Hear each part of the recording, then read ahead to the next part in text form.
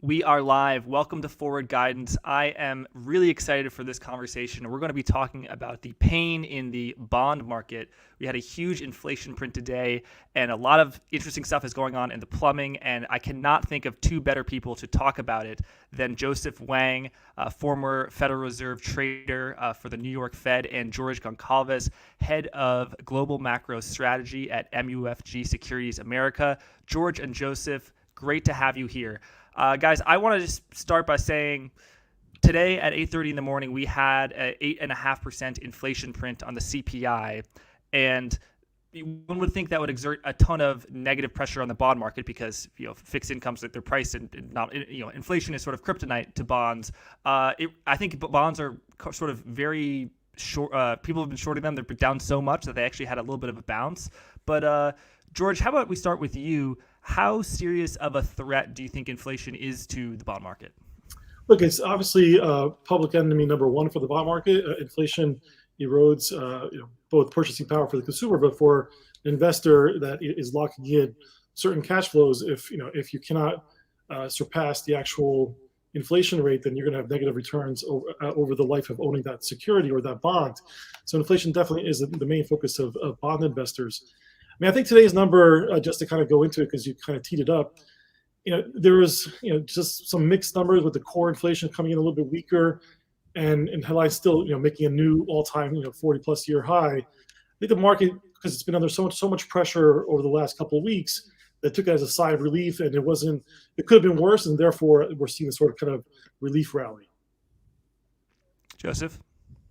Yeah, I agree with George. I think the way you look at this is you have to think, first of all, what's in the price, right? So if you have this 8% number and you have people buying bonds, I guess the assumption is that, well, maybe the market was pricing in something worse. But then again, something like this, my sense is that it looks like from the moves, there's not a lot of liquidity. You see a huge move in NASDAQ, for example. It was up 2%. Now it's basically all giving it back. You had a huge crush in the bond market too. Yields going lower. So it could be just low liquidity magnifying some moves. And also, first, I like to think that thanks so much for come joining us, George, today. I've watched your interviews Thanks many to you. times and many other places, so it's a pleasure to be able to meet you. Yeah, likewise. No, good to be out with you guys. So it's great to have you here, George. So inflation is enemy number one. So the bond market's got enough to worry about itself. But Joseph, you actually think that quantitative tightening will be very bad for the bond market and will exacerbate the downward pressures. Can you just sort of explain your thesis on it? And then I want to get George in because I know George has got a very different view. Yeah, sure. So I look at any asset as basically just supply and demand. Supply and demand is the ultimate fundamental for all financial assets. And if you look at the data, what you see is that you're going to have a record amount of supply that has to be digested by non-Fed people.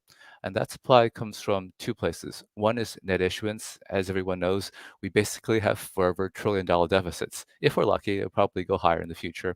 And so that itself is going to give you about net issuance about, let's say, 1.5 trillion or more this year and the following few years as well. And on top of that, you have quantitative tightening. And what quantitative tightening does is basically the Treasury issues debt to someone who's not the Fed, takes that money and repays the Fed.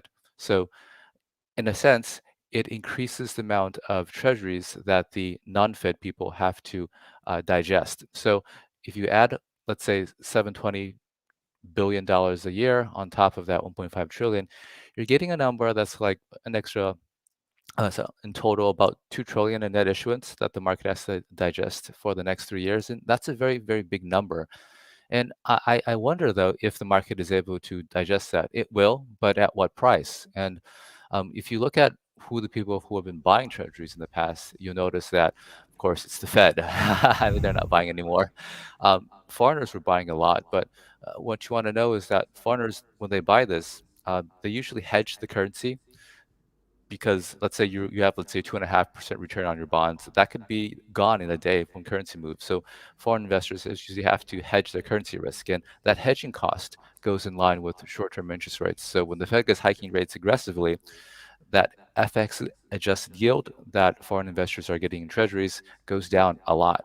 So I would expect foreign investors to be a little bit less interested And of course, in the past, banks have been buying a lot of treasuries in the past couple of years, and they've indicated in their calls that they're not really doing so. So it does look like that we might be in a position where we have to have more higher prices to attract buyers from different parts of the markets. And there are also some structural reasons about whether or not there's enough financing to do that. And I guess we'll talk about that later. A lot of stuff that Joseph gave you, George. But let's start with the basic premise that the Fed's balance sheet is about $9 trillion. To get back to normal, that would look something like $3 trillion over the next few years. A lot of those, the majority, are going to be treasuries. Can the market handle that supply? Do you agree with Joseph that that's going to be exert further downward pressure on treasuries? Well, I mean, I guess I would first start off by saying the big premise here is that the Fed will really conclude the QT over a 3-year period. In the prior, instance, they started QT in the middle of the hiking cycle, and now they're starting QT at the start of the hiking cycle. I've been calling this the double tightening, and that's going to exert a lot of pressure, and it has been because the market's smart and the market has been forward-looking and has been pricing in. I mean, rates have basically doubled. If you think about it from long-term rates, the 10-year was sub 150 for a large part of the time last year, and we got close to 280, almost close to 3%. And so we've discounted a lot already into the market. So that's number one. And number two, we're assuming the Fed's going to be able to complete this program and do QT all the way to the end. And we saw that in 2017. They started it, they finished it in 2019, and only managed to shrink the balance sheet by roughly 700 billion. Now they want to shrink by 3 trillion. I'm very skeptical they're going to be able to go all the way. I mean, if they can, of course, it's going to start to compete with other asset classes as well. And so that's where I think the crowding out effect. Yes, the Fed really supported the Treasury market, both from a market functioning standpoint, but so by being really the biggest buyer in the room. By them stepping away, that extra money that was going to treasuries before was going to corporates and to mortgages and to other fixed income assets. That in reverse should be the real tightening of financial conditions is going to work through the channel of other markets are going to have to come down in order to finance the U.S. government. Because the one thing that I know is if treasuries get attractive enough and if stocks are going down, people are going to move into fixed income just for safety. So I think that dynamic is still out there. It hasn't played out yet because equities are still kind of hovering near highs. But if we get a more meaningful financial conditions tightening where stocks go down, credit goes down even further, that money is going to flow back to treasuries. And so I think that's the equilibrium. But yes, if we did it for 3 years running, I think it's going to be hard to keep rates where they are. Joseph? No, I agree, actually. I that's actually kind of my core view. Eventually, something is going to break, and something always breaks, as George noted. Last time around, it was the repo market, and this time around, just based on how I see the mechanics of it, I believe what breaks is somewhere in the treasury market, and that really has to do with where banks have been investing over the past few years. So another thing that QT does is that, as we all know, it decreases the level of reserves in the system. Reserves are just bank cash held by banks. So as QT goes on, banks have fewer cash balances. The markets that get hit are those that were benefiting from those cash balances. So the last time around, they were dumping hundreds of billions in repo. This time around, they were dumping trillions into treasuries and agency MBS. So by that logic, sometime I would expect something would blow up. And when that does, there could be a very strong risk-off reaction, like George mentioned. But I'm still thinking about this, though. I mean, let's say there is a big risk-off reaction. If you have forever issuance, like trillions of dollars every year, eventually that seems to me that rates will have to go higher simply because supply is so much higher. And there's reason to think that there's just not enough financing to absorb all that treasuries, at least in the short term. So you guys have a different view. Let's put this chart up, which George, thank you so much for making this. This is the 30-year trend line in long-term bonds, the 10-year treasury note. And it's gyrated up, gyrated down, but the overall trend has been down, and you've drawn these trend lines to and indicating that whenever it gets out of a standard deviation, it's sort of due for a correction. So, for example, in March and April 2020, it was due for a correction. Yields were due for upwards. Now we're sort of due for a correction downwards. And I don't want to say due, but basically we would be out of for 10-year note yields or 30-year bond yields to go higher would mean that we would break a trend. George, why is this significant to you? What's the importance of a trend? Well, this is a secular trend that's been going on for multi-decades, right? So this bull cycle has been with us since the Fed, ironically, killed off inflation in the early 80s. I mean, we had some oscillations in the mid 80s, then through 1987, there was a pretty big move in rates up until that stock market crash as well. And then, from 1989 onwards, as rates got much more stable, and also the financial markets got more evolved and started to use more repo markets, and there was a need for treasury collateral. Over time, rates kept going lower and lower and lower, and there was also the more structural features like globalization and the U.S. had just won the peace dividend and it being the only superpower. All of these big structural forces really benefited the U.S. markets and saw capital come our way. In the late 90s, Asia realized that they need excess reserves, so they started to build up FX reserves, which were primarily in dollars. So all of these big trends helped push rates lower over time. And the point of this chart is is that since that that kind of turn lower in rates that's been going on for multiple decades, we've rarely broken a higher high. Or lower. I guess you should look at it from a price standpoint. It's you see the trends going lower. The next high never beats the prior high. And that's basically happened all the way up until 2018. 2018 started to look like rates were about to go.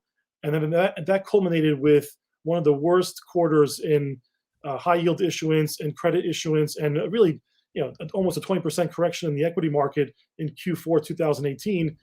And the 10-year got north of 3%, and then rallied all the way back down to the COVID lows. And so, this is all history, but it does give you some sort of bearings of how extreme things have gotten, and when they do get extreme, they usually bounce back. Right now, we're close to the 3 standard deviation mark. We've never been at the 3 standard deviation mark over this multi-decade daily regression-based chart. It doesn't mean that it has to hold just because mathematically that's the way it works out. However, I mean, it is due for a pullback, because if it doesn't, then truly this is a paradigm shift of epic proportions, which I've been telling our investors as well, that if this were to start to kind of go sideways, it'll start looking more like the Japanese rates of the early 2000s, where they had a massive rally and then traded sideways. And I mean, it doesn't mean that rates have to go back up to 5% or 7%.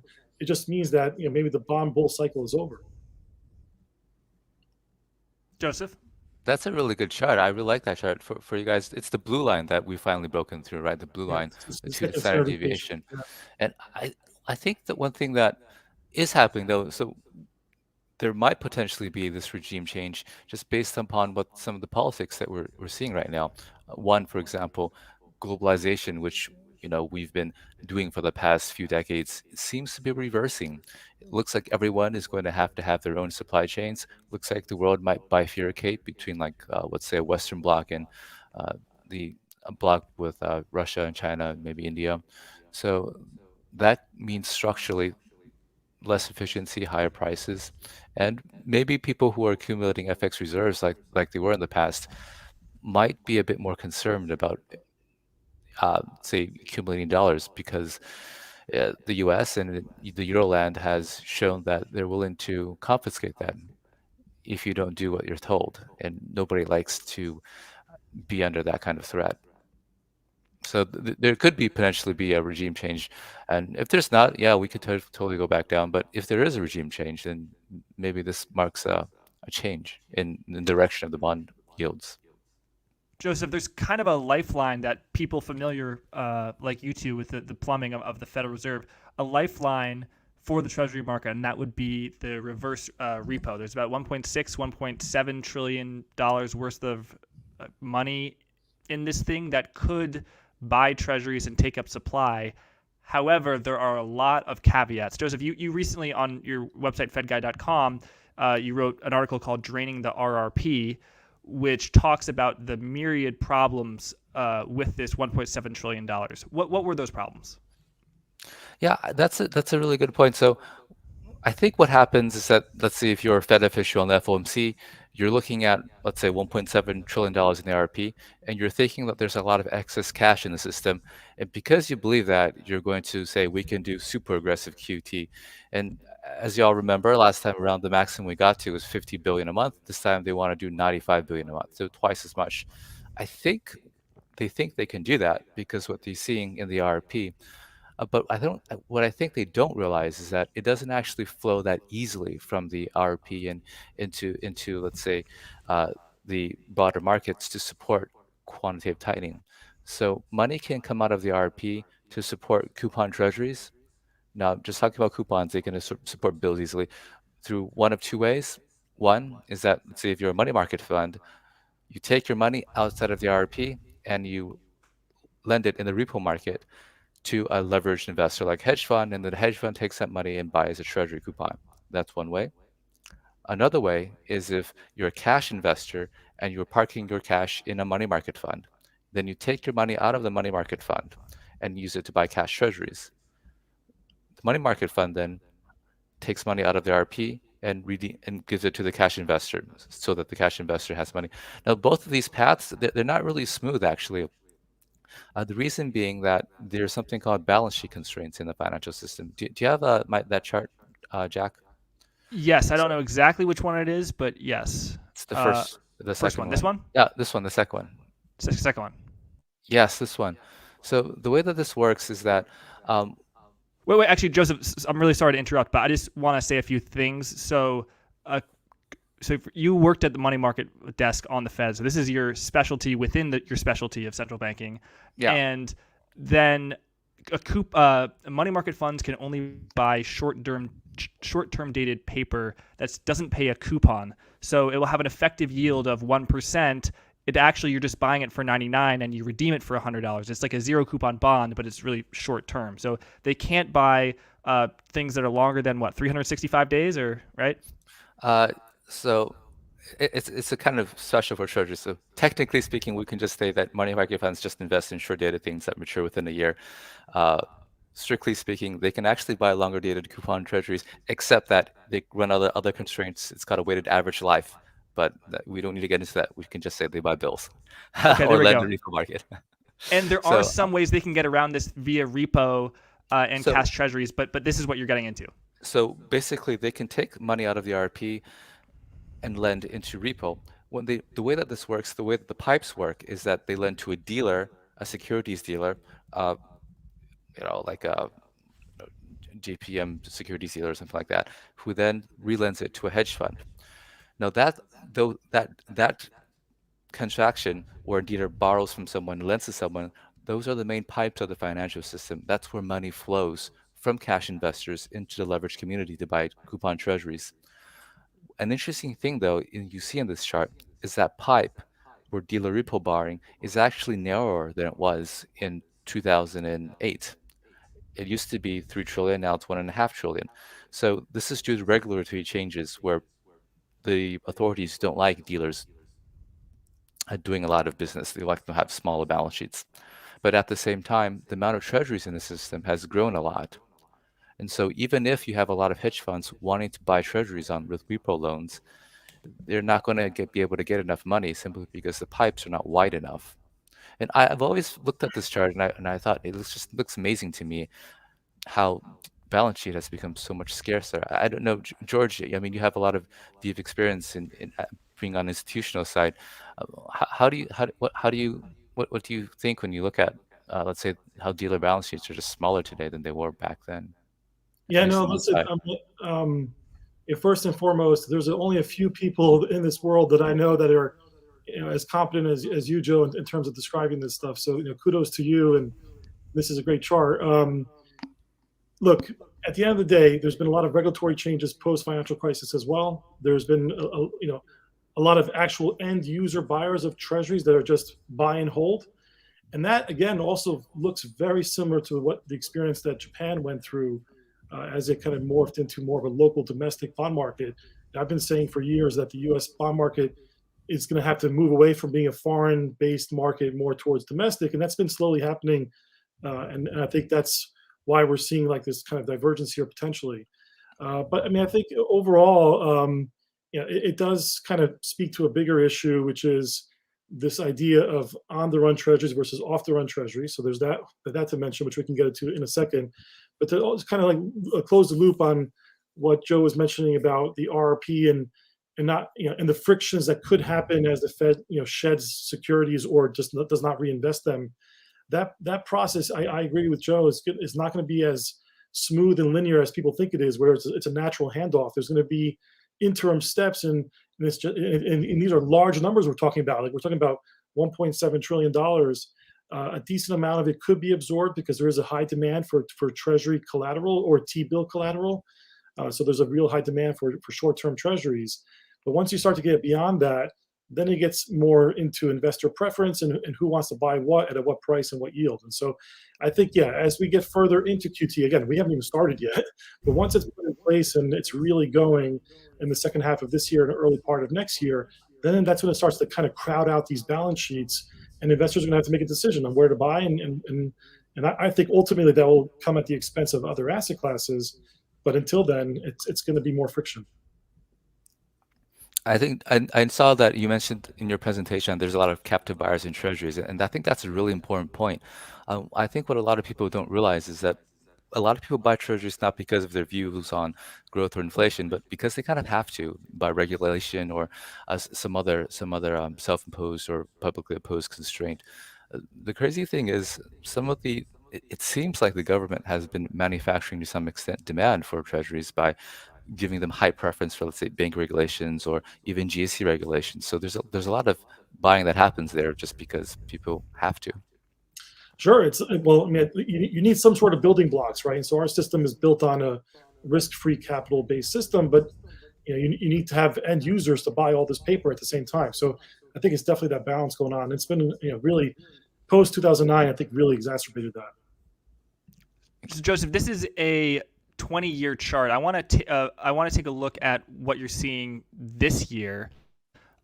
First of all, why is there more repo lending than borrowing? Oh no, so this is something different. So just to get around the balance sheet constraints, the pipe constraints that I was talking about, the private sector has done some innovation. They've created this new product called sponsored repo, which is a more regulatory friendly type of repo, which is gaining in popularity, but you can see just from the size of the issuance compared to the volumes done here that it's just not going to be enough. And so if in the real world a pipe isn't big enough and there's a lot of water that has to go through the pipe, either the water will go someplace else, in this case that's the money in the RRP, or it will burst the pipe. Joseph, which do you think is more likely? So I think what will happen is that the treasury market probably will just hit an air pocket. Like you have an issuance, but you just won't have enough. So the levered community will not have enough financing to participate as much as they would like, and you'd have to look for cash buyers. And it's hard to see when cash buyers will step in, because when you're raising rates aggressively, like what the Fed is doing, by the end of the year, you're going to get like 2% just by holding your money short term, right? Why would you be buying, let's say, a 10-year treasury for 2.5% where you could just get 2% holding in short term? So that to me suggests that you'd have to have the curve steeper quite a bit to be able to have real money investors step in. Could you explain that logic a bit? And then I also want to ask George, just if you can only buy zero coupon securities, could there be such a flood of money buying zero coupon securities that actually pushes short-term yields lower? Or is there just sort of a arbitrage condition because the Fed has indicated before guidance that it will be 1.25% by December or something like that, so that just no one would ever buy yields there, and it's just sort of inert capital that can't go to any sort of risk assets, including treasuries. George, how about you take that?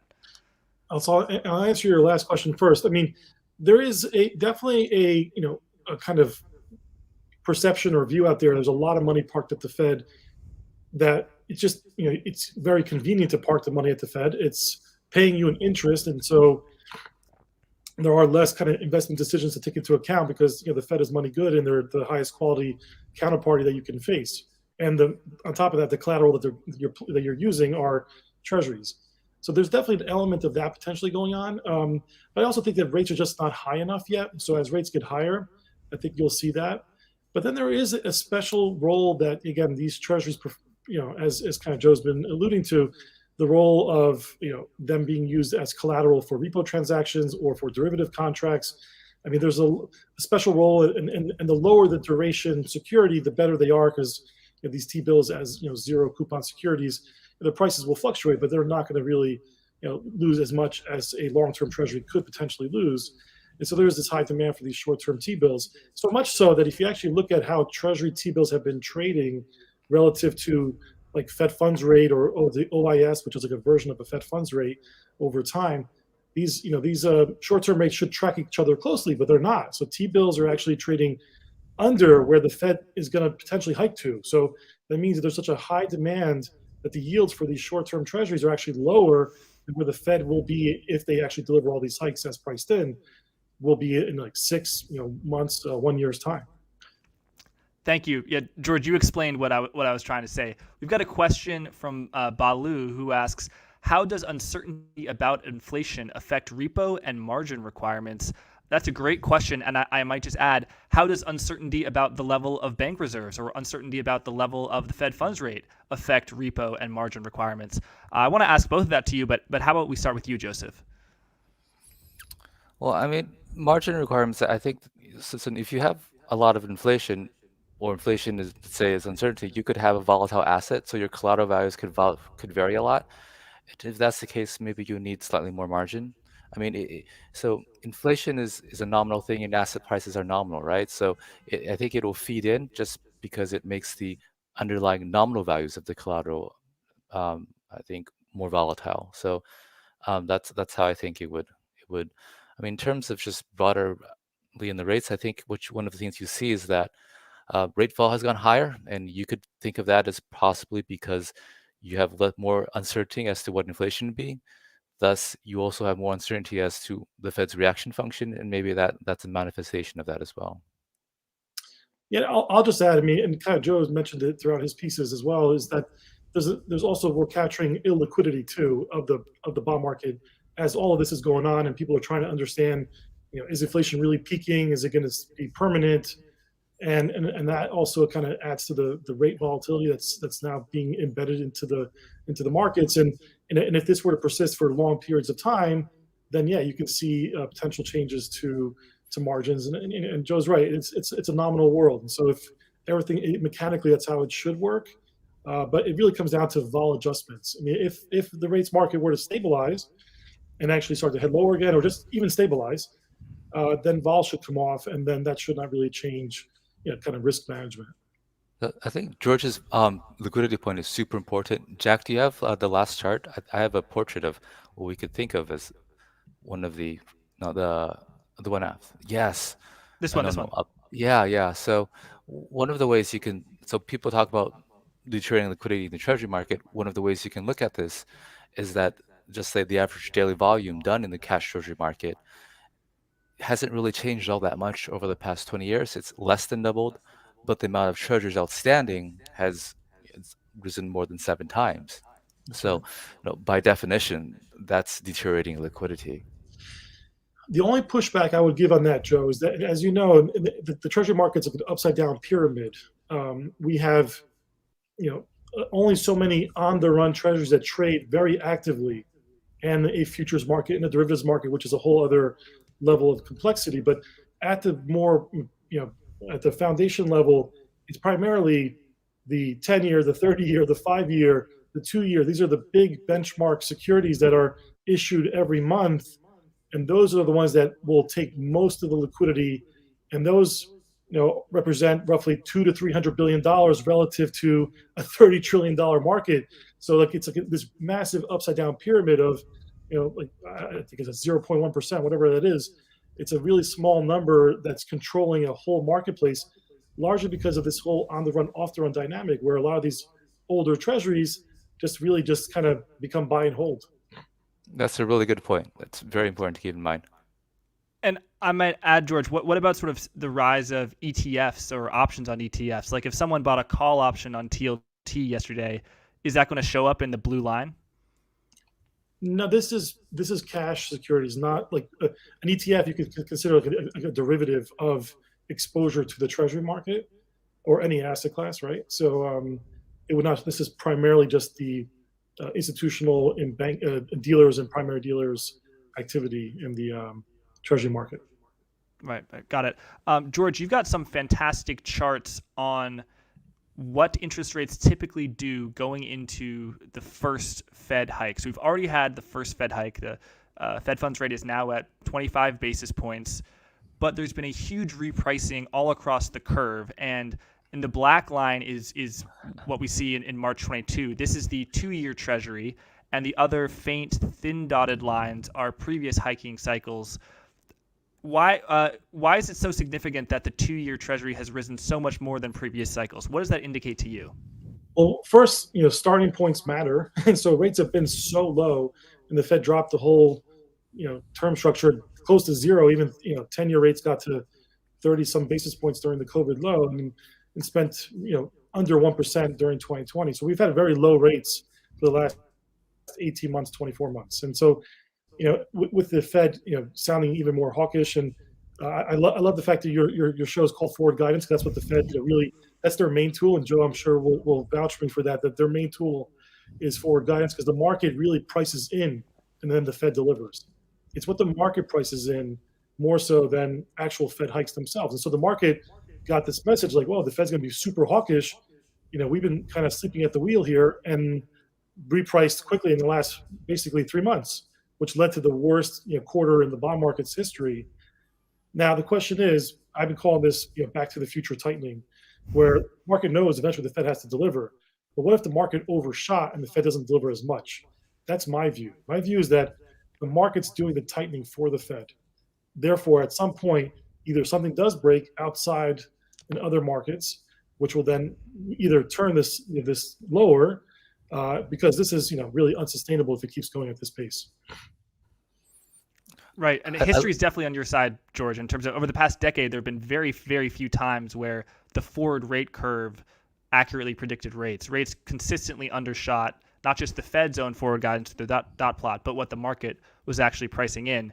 Joseph, why is this time different? Why is George's empirical argument, looking at history, why is this sort of the 1% time that it's a new paradigm shift? I think one thing you can think about is that the Fed has this new framework, right? They're not going to tighten until they see inflation sustainably above 2%. And I think a corollary to that is that when they do tighten, they're going to have to tighten more quickly. And so it's possible that this is what the new framework would suggest. Just low rates for a while and then a more aggressive tightening. So I don't know. I'm of the view that the Fed just messed up, but you could also think of it that it's maybe just a reflection of a new paradigm, of their new framework. Sorry. I'm definitely of the view that the Fed over eased for sure, and I've been very vocal, publicly and everywhere else I can, get that view out there. They did too much QE, and they were staying on hold for too long, and really fell into the trap of thinking that this time was going to be the same like last time, where we had rates low and inflation not perking up as much as it's done. And so this inflation binding constraint really caught the Fed off guard. And we could all be Monday morning quarterbacking. I mean, I also got that view wrong too, just to be very public about it. I thought that inflation would kind of stabilize around 5-6%. Of course, here we are, north of 8%. So we clearly are potentially in a paradigm shift. It's not guaranteed it's going to happen. I do think that history will be on my side, as you say, Jack, but we don't know, right? I mean, no one knows the future, and that includes the Fed. And so, literally, they thought that the inflation framework, the average inflation framework, would allow them time to see this coming, and then they can ease into it. But in fact, that's the volatility, because no one knows the future, and so you get these massive moves where inflation is super high. They're going to have to front load these hikes, which then runs the risk of pushing us into a recession. So that's not really good policy either. So the market's already front-loaded the hikes. I think the Fed funds rate for December 2022 is about 12 hikes from eight hikes from here, about 2.3%. So 8 more hikes from here, and then by December 2023, it's 12 more hikes from here, about 3.2%. George, do you think that the Federal, how are you weighing the odds that the Federal Reserve will get to that level? Do you think they'll get to 1%? Where do you think they'll sort of stall out? I mean, let's see when they deliver QT next month in May. Let's see if they do deliver that 50 basis points, which most likely is what's going to happen now, given where we are. And then if they deliver another 50 basis point, and at that point, we're starting to look up at 150, maybe potentially 2% Fed funds, actually like real delivered. Now it's actually statutory in place. The Fed is codified it. It's actually 2%, not just the market saying it's going to be 2%. When that happens, that sets off a whole chain reaction of other events for indexed products and for securities that are based on the Fed. And when that happens, that's when I feel like you're going to get the more meaningful tightening of monetary conditions. And then, it's a matter of timing. Like, how strong is the U.S. economy, and will it be able to handle that? If it can, then potentially they can go higher than 2%. But I'm still skeptical. I think to George's point, the last time in 2018 when the Fed got to about 2%, everything just kind of melted down, right? And they had to do a 180 and emergency start cutting rates like hugely, even though in 2019, even though they had originally planned to keep raising them. Joseph, why is it your view that you think the Federal Reserve will hike much more than the 3.2% terminal rate? I've heard you say that you think the 10-year could go to 4%. I think so, yeah. But again, my core view is sometime along the way, something's going to blow up in the bond market just because of I don't think the system can handle so much QT, especially when a lot of the marginal buyers in the past seem to be out, or at least to more extent. So in that scenario, I think you could easily see 10-year up to 4%. And if you have something that goes up steadily, you can give the Fed room to gradually hike because nothing breaks. And so let's take a look at this chart, which is the 210 spread, again, using George's framework of going into the first Fed hike. This has just been an incredible tightening of financial conditions as measured by the 10-2 spread. Doesn't even come close to any of the previous hiking cycles. I think a week or two ago, we were in inversion in the 10-2 spread. I believe we no longer are. George, how worried should investors be about an inverted yield curve? Typically it predicts a recession. Do you think a recession is in the cards? I've increased my odds of recession probabilities. A number of other folks have as well.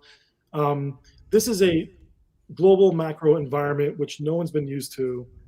Business cycles are going to be shorter and much more volatile. And we're trying to get our sea legs while it's all this happening, coming out of a pandemic, no less, right? So it's not guaranteed that we have to fall into a recession, but it really comes down to how aggressive the Fed wants to be at really, fighting off inflation. And if I'm wrong and they do bring up rates to 3%, and if Joe's right, we get that final big move to 4% on the 10-year, that will set the whole market in a pretty big downward trajectory, not just bond markets, but every market. And my view is that before we even get to that point, investors are looking on the other side. That's why the curves were inverting, because the markets was like, well, the more the Fed hikes now, the more they're going to have to ease later because they're going to make a policy mistake. And so I think the narrative will still hold. The curve is now re-steepened. There has been just kind of a realignment of positioning. But I do think that if we were to keep pushing rates higher and then something else breaks, not just the bond market, that's the only kind of curtailing feature that can actually prevent rates from really exploding higher. But at 4%, that's close to I think 4 standard deviations. So, it's possible. We've seen how commodity markets have gone unhinged at times. I just think that the Treasury market, given the institutional background and captive buyers, that there's going to be, at some point where it's going to be cheap enough as a value play that the market would stabilize way before that. But if I'm wrong, then it's going to set off a whole other chain reaction that I don't think that our policymakers want to see. Oh, And go ahead, if Joseph. you Go guys ahead. remember, just last week, I think Dudley was on TV saying that the Fed is basically hiking because it thinks that the equity market is too high, and if the equity market doesn't go down, it'll keep hiking. Do you think that's actually how the current FOMC would be thinking about this? Like maybe they want this to happen?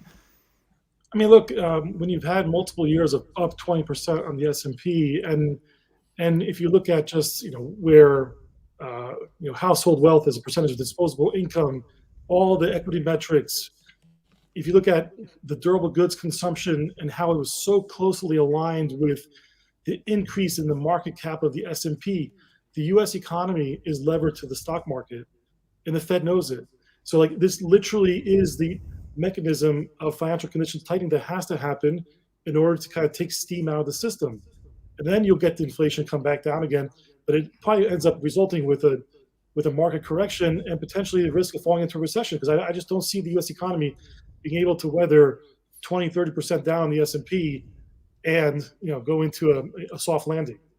Yeah, I agree. It does seem like that's the tool that would be used. It's basically the one that will work the fastest and they have probably more control over. George, we got to let you go soon. Hopefully, Joseph, you can stay on for a few more minutes. But George, my final question is, what is your view on the long end? Based on your premises, it kind of sounds like you're bullish. And then also, how bullish are you on the long end compared to previous periods? I know you were quite bullish in 2019, and that played out well. Are you more or less bullish now? Is it greater volatility in terms of the outcomes? How are you thinking about this as a trade? So I'm still kind of hashing things out. I do think that with each year that passes us, and the fact that we are now at these new extremes, that strategists and investors alike have to really entertain the idea that perhaps it is a paradigm shift. So my convictions are lower than they were in 2018, 2019, or even back in coming out of the financial crisis when we saw that big rise in rates towards 4%. We rallied all the way back down to 1.5. So I'm not sure if we get a repeat of that, but I do think that there is as a dollar cost averaging, that's the way to kind of approach this at this point.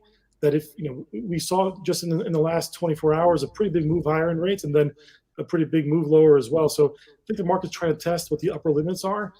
Convictions are kind of low here, but I do think that as long as we don't go back to what we saw during the 1960s, 1970s, where rates start to head higher and they just never look back. If we get more of like a Japan-style scenario where rates go sideways, we could very well be looking at a world where rates will be between 1% and 3% for the next 5-10 years, and we're just going to have to just trade those ranges. But we'll see. It's early days, and it's definitely a fascinating time. Definitely a fascinating time, and been fascinating hearing your thoughts, George. Thanks so much. People can follow you on @BondStrategist on Twitter, and of course, you are the head of U.S. macro strategy at MUFG Securities America. George, thank you so much. Joseph, can you stay for a few more minutes? And if you're an institutional investor, definitely reach out to George, right? If you're an institutional investor. There you go. Thanks, Joe. Joe, great to connect. Hopefully one day we can meet in person, and Jack as well. So thanks for setting this up. Thanks so much, George. Thanks, George. Joseph, can you stay for a few more minutes? Sure, of course. Okay, great. We got a few questions from the audience. Dylan wants to know, will the Fed weigh equity returns year to date when determining how fast to tighten monetary policy? Thanks. What? Dylan, is how closely is the Federal Reserve paying attention to the stock market?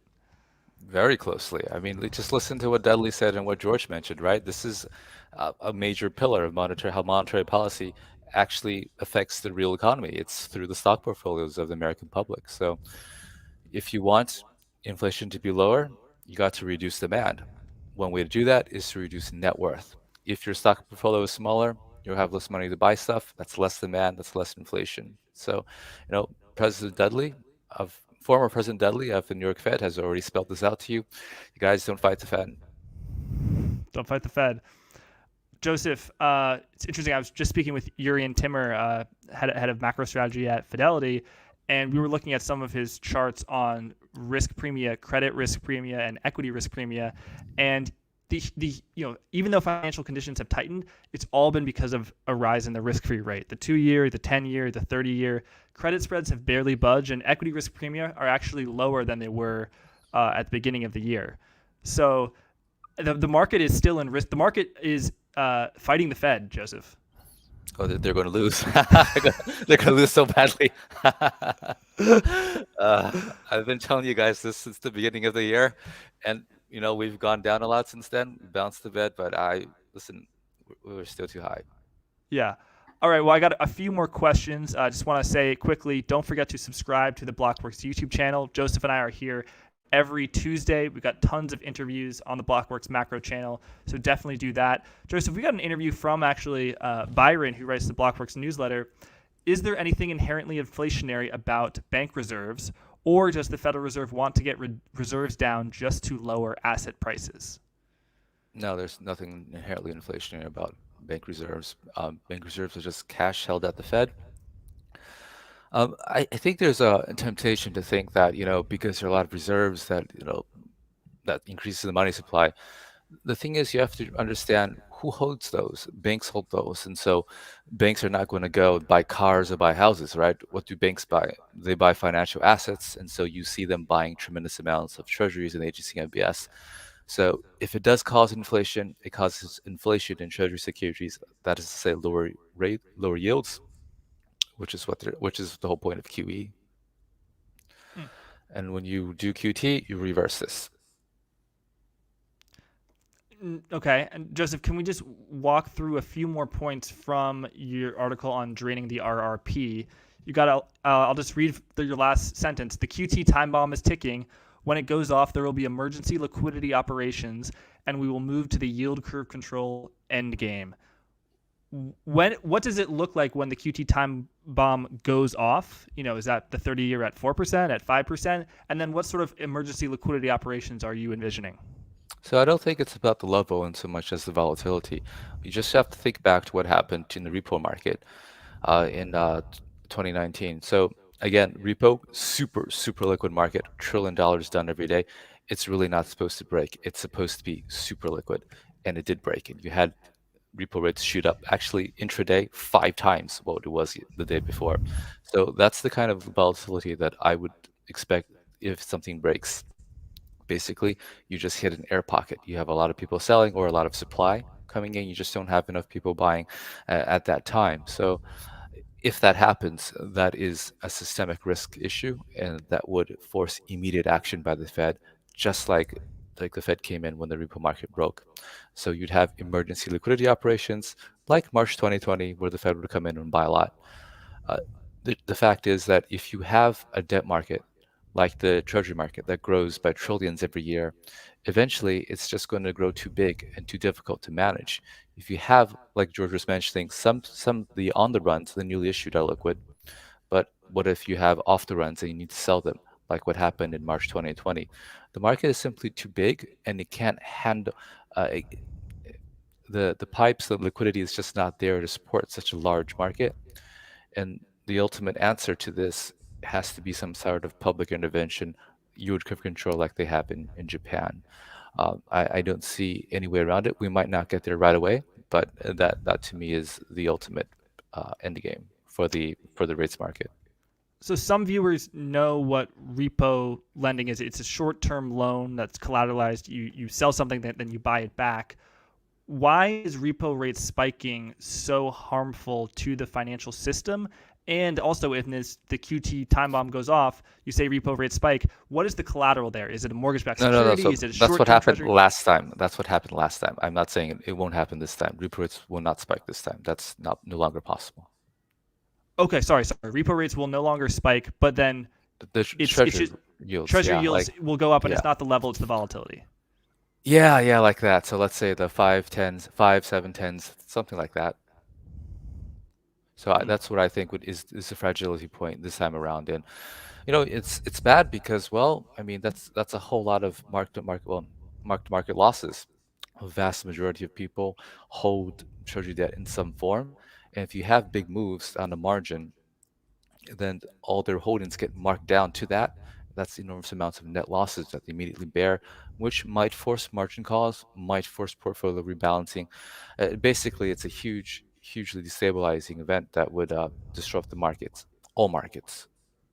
And Joseph, if I had to ask you, you're not like an investment strategist, but if I had to ask you, you said the Fed will take down the stock market and the bond market. Which do you think will suffer more, the bond market or the stock market?